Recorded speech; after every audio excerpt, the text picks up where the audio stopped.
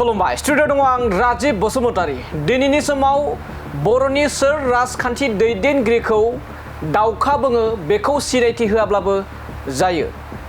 आरो बे जों सोरबा सासेखौ एबा सोरबा दैदेनगिरिखौ दावखा मुंजों गाबज्रिनायाबो जोंनि रुल्स नङा एबा जोंनि बे खौरां बिजोङाव गनायथि जानाय नङा नाथाय गुबै बाथ्राया जाहैबाय दावखा होननानै गावखौनो गनायना लानाय रायजो राजा एबा गोबां सुबुंफोरा ससियेल मिडियानि गेजेरजों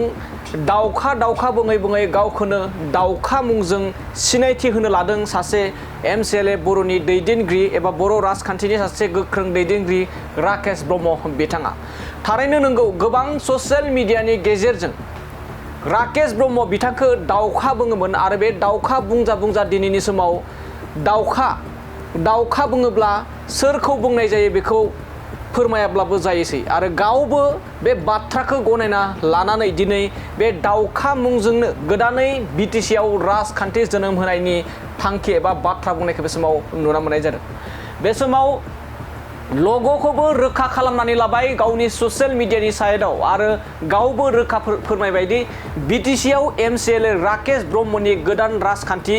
दोलोआनो जाहैबाय आमि काउरि जेराव दावखा मुंजों बिथांखौ गोबां बाथ्रा बुंबोदों दावखा होनानै गोबां ससियेल मिडियाआव बिथांखौ बाथ्रा बुंबोनायखौ लानानै बिथाङा गनायदों जे दावखानि मुंजोंनो मोनसे राजखान्थि जोनोम जागोन होननानै एबा थांखि लादों होननानै फोरमायदों जे बिटिसिआव बिथाङा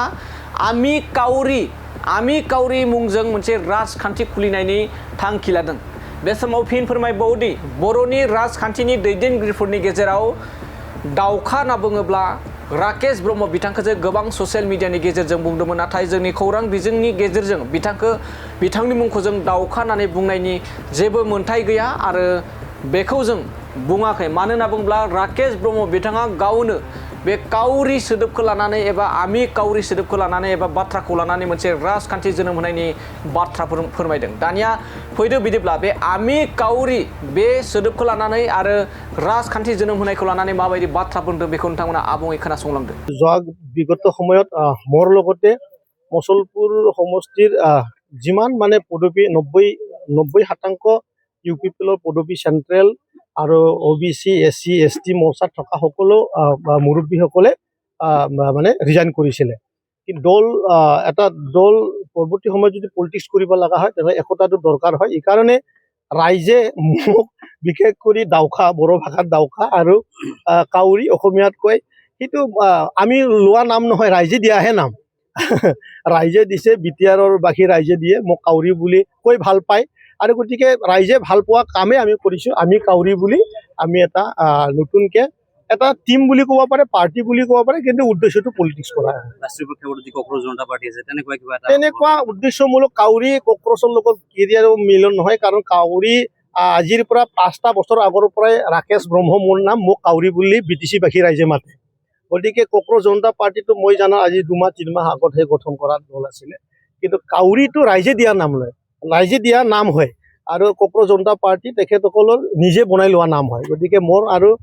কক্ৰচ জনতা পাৰ্টিৰ লগত ডিফাৰেঞ্চটো আজিৰ পৰা নহয় 5 বছৰ আগৰ পৰাই ক'ব পাৰে আপোনালোকে কিন্তু উদ্দেশ্যটো আমাৰ মচলপুৰবাসী ৰাইজৰ লগতে আন ওচৰৰ যিকোনো সমষ্টি আছে সেই সমষ্টিটো আমিও কাউৰীটো মানে বিয়পোৱা আৰু এই অঞ্চলৰ মানে ভাল কাম কৰা সকলৰ কাৰণে সেইটো উদ্দেশ্য লৈ আমি